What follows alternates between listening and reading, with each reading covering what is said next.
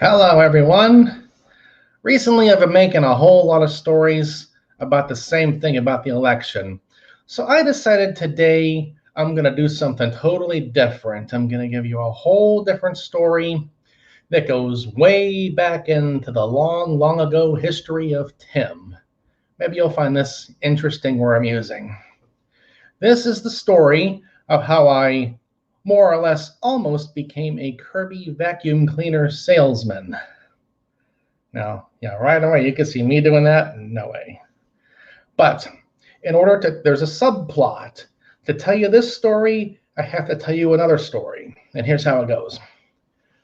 Way back in the year 2000, spring of 2000, I had met this one girl, and we were boyfriend girlfriend for most of the year, and we got along pretty well together. Things went nicely, but she was 10 years older than me, so I never saw it as having the potential for a full-on wedding relationship, that kind of thing. When I first met her, she mentioned about how she wanted to move down south and live with some friends of hers. Okay, no problem. We're here, we have a good time together, whatever, go out here and there, this and that, no problem.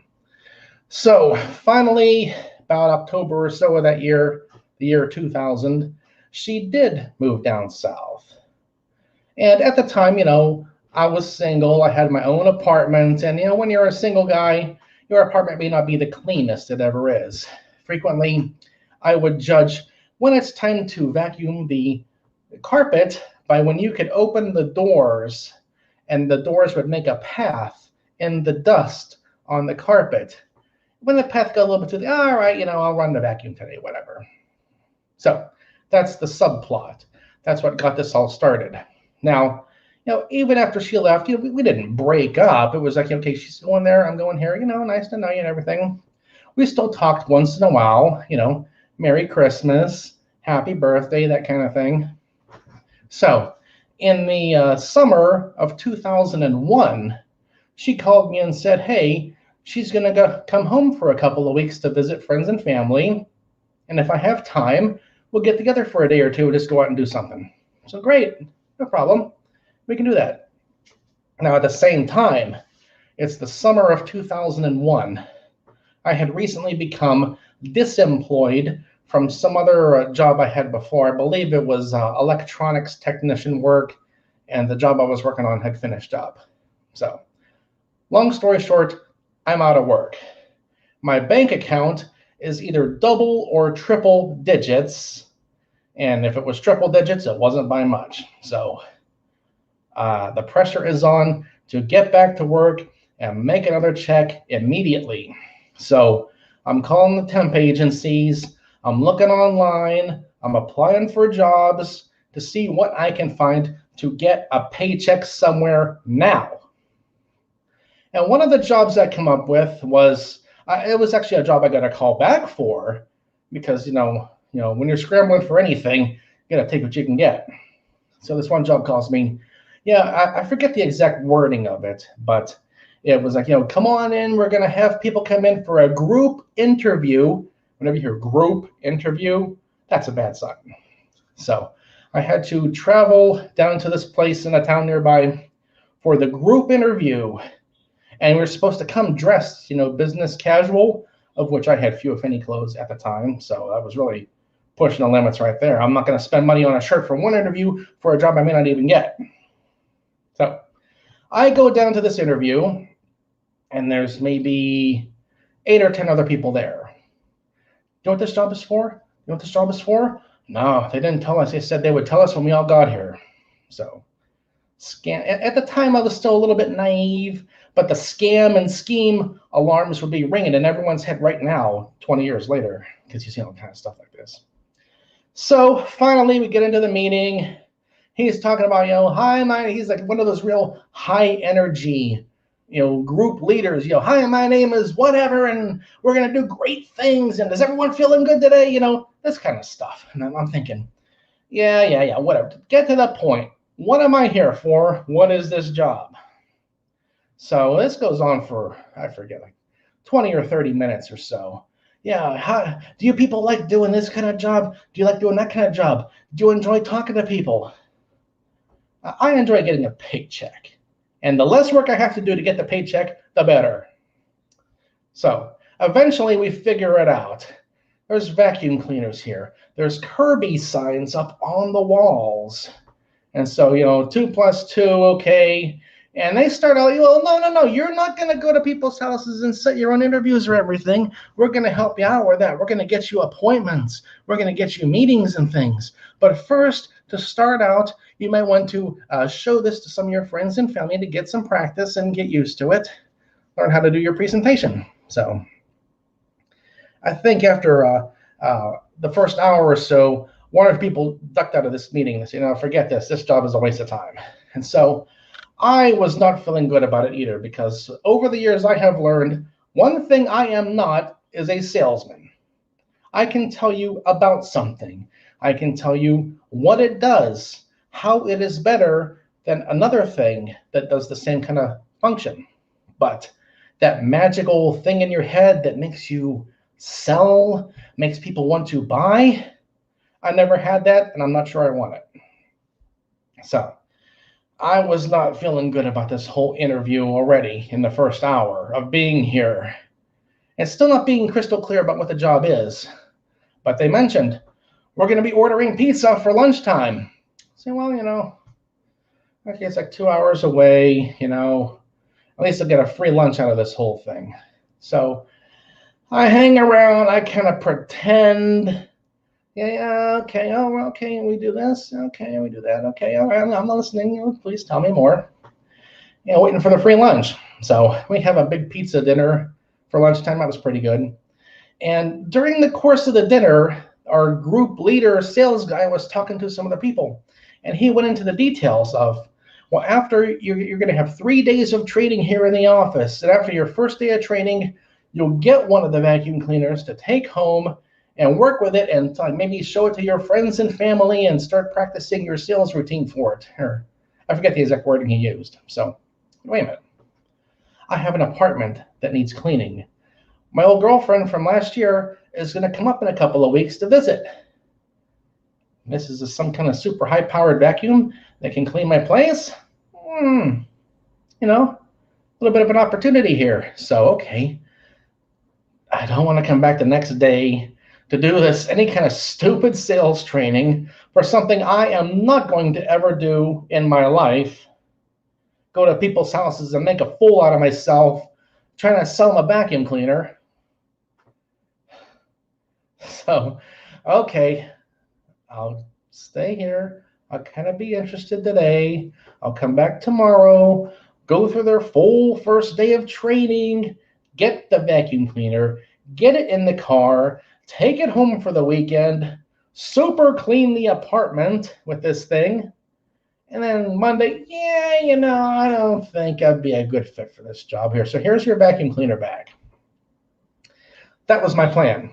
So that was what ultimately happened. I had to come back the next day, and they don't have our group leader there. There's some other trainer person there, and he is the one, oh boy, he was just wanting us to react more and ask questions and even do the demonstration ourselves a little bit after he did it.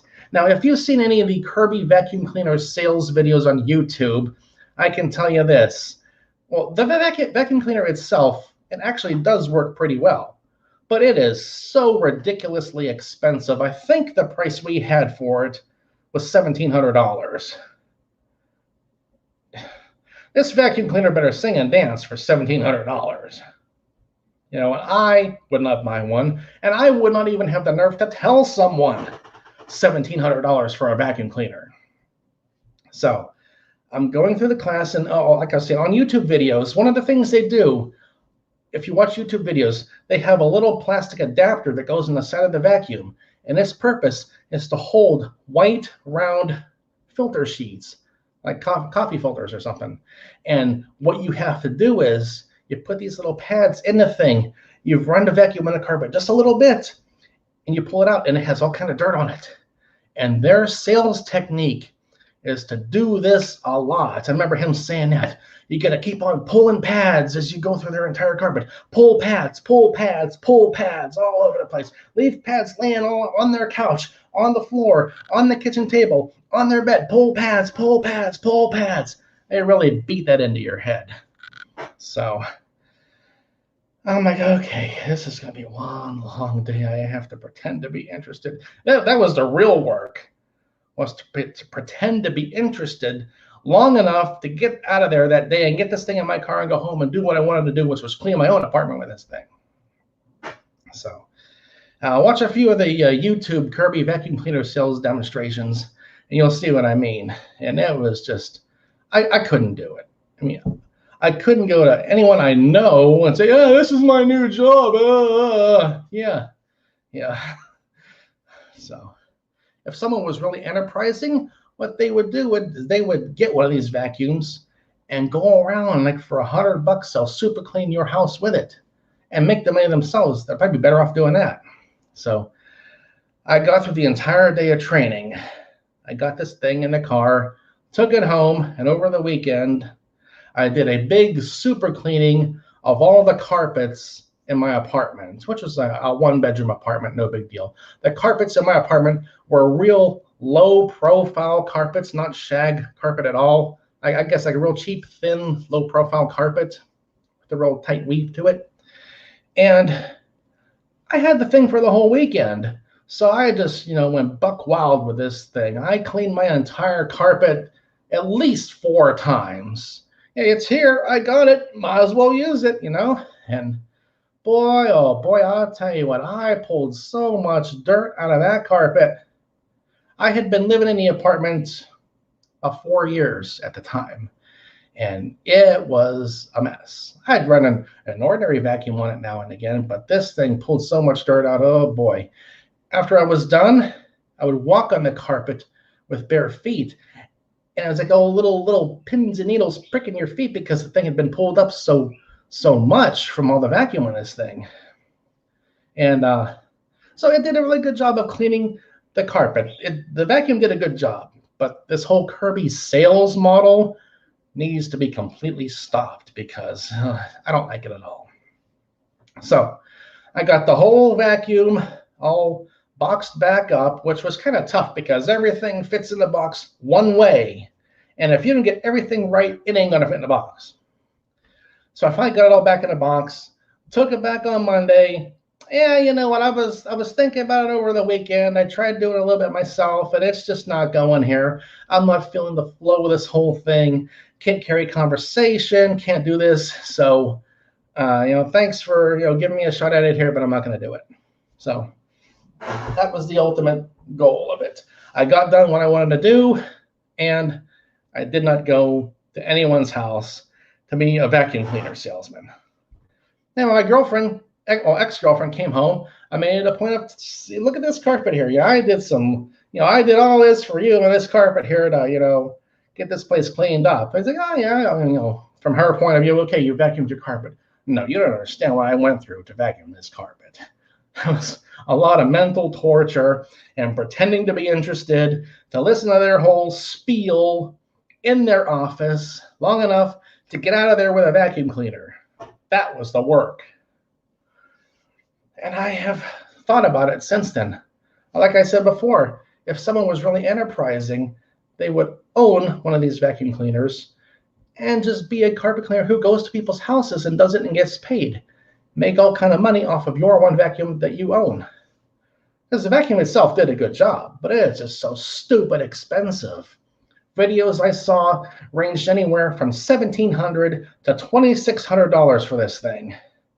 And oh boy, that's a lot of money for a vacuum. I actually, at the time, knew someone who bought a similar vacuum cleaner to this for $1,700.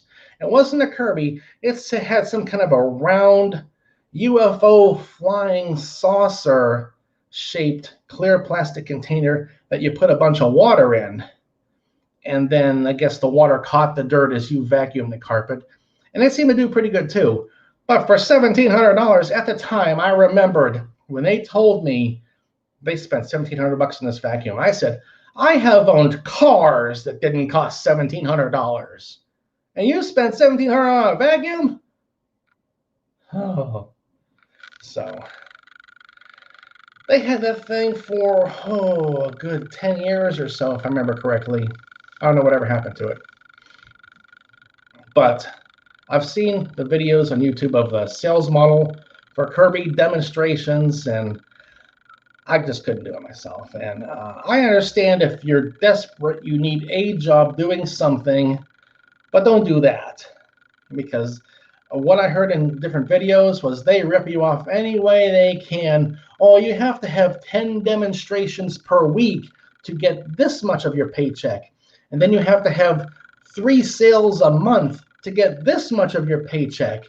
And you have to take photos of all the pads laying over someone's house, and it has to be enough pads to count to get this other part of your paycheck. And if you do all that stuff and do it perfectly, then you'll get the amount of money that we say you're going to get, which ultimately you never do because they rip you off any way they can. So that was not a job for me, and I found other jobs to do right after that. Now, after this whole thing happened, my ex-girlfriend came up. We went out for a day or two while she was there. That all went well, fine, no problem.